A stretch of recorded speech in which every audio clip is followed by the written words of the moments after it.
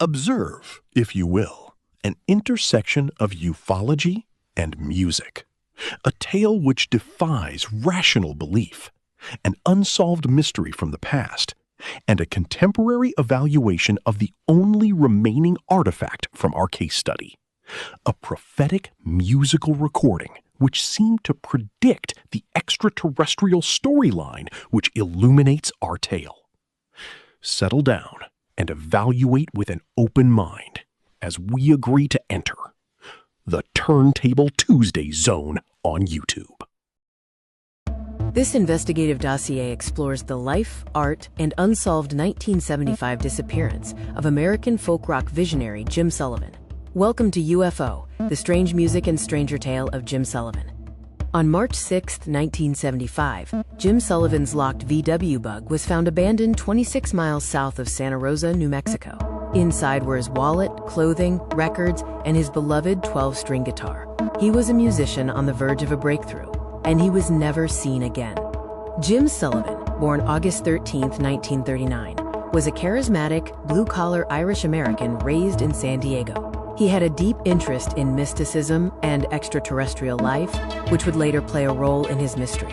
In Hollywood, Jim was a resident legend at the Raft Pub. His wife worked at Capitol Records, and he had close friendships with actors like Harry Dean Stanton. He even had an uncredited cameo in the 1969 film Easy Rider. His album, UFO, was financed by a friend and supported by the Wrecking Crew session players. It featured a lush, psychedelic country folk sound. However, the album failed to chart, and a 1970 remix also made no impact. The lyrics of his 1969 album eerily prefigured his 1975 disappearance. He sang of driving a long highway, leaving his family, and being taken away by unnatural forces in the desert. In reality, he drove Route 66, left his family, and vanished without a trace. After a second failed album in 1972, Jim began coping with alcohol. His marriage fractured.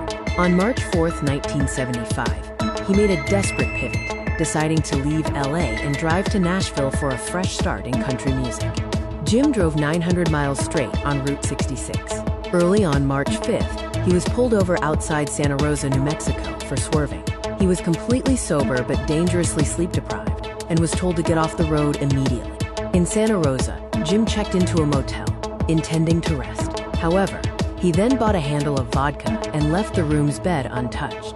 He locked the room upon departure, deliberately choosing not to take the rest he needed. Instead of continuing on Route 66, Jim took a 26-mile detour to the remote Genetti Ranch. He drove up to an older Italian-speaking woman. His final sighting was of him walking away on foot into the vast desert. The evidence from his abandoned 1969 VW Beetle is crucial. All doors were manually locked, suggesting a secure departure, not a panic. However, leaving his wallet, ID, clothes, and especially his 12-string guitar is a major red flag for a professional musician. The disappearance is shrouded in a paper trail void. FOIA requests to LAPD, FBI, and New Mexico State Police reported zero existing records of Jim Sullivan. He is not in the National Missing Persons Database. Only a single missing person clipping proves his institutional memory was wiped clean. Weeks later, a badly decomposed body was found 250 miles away near Las Cruces. The corpse matched Jim's physical build and even had a tattoo matching his. However, authorities quickly ruled it was someone else, and the Sullivan family was never asked to identify the remains. Analyzing the evidence, the foul play theory explains the missing police files, but not the locked car or left guitar. The theory that Jim intentionally walked into the desert aligns tragically with his psychological state and a past conversation with his former manager. Jim Sullivan failed to reach Nashville, and the desert kept his secrets. In 2010, the master tapes for his music were unearthed, finally bringing his sound to a global audience. The music he left behind in that locked Volkswagen finally found the audience it always deserved. All the mystery aside, so what does the UFO album sound like? Is the album a rightfully discovered relic, or was it understandably forgotten? Just another curio from the distant past, or an once-hidden treasure mercifully rescued? Our rating system at Turntable Tuesday are guitar picks, 0 being an absolute disaster, 1 poor, 2 fair, 3 good, 4 very good, and 5 guitar picks being a stone-cold classic. So here we go. Drum roll, please.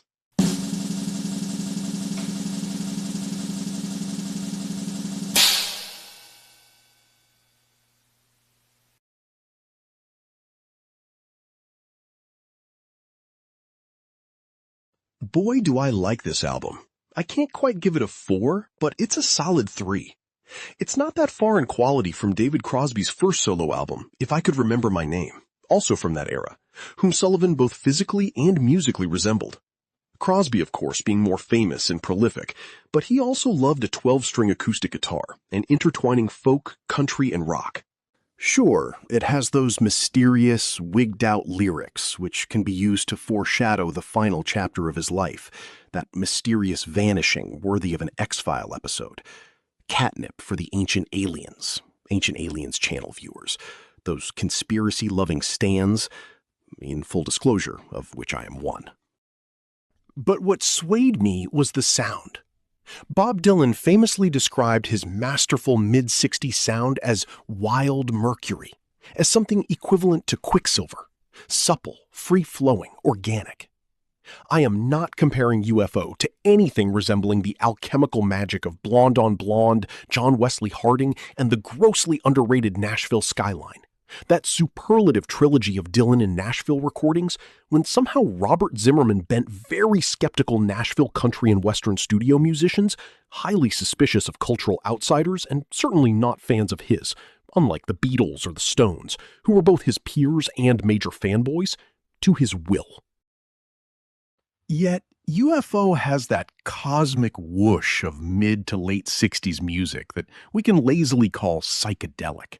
And you'd be right, but it's also just the zeitgeist captured on dozens or thousands of records from that period.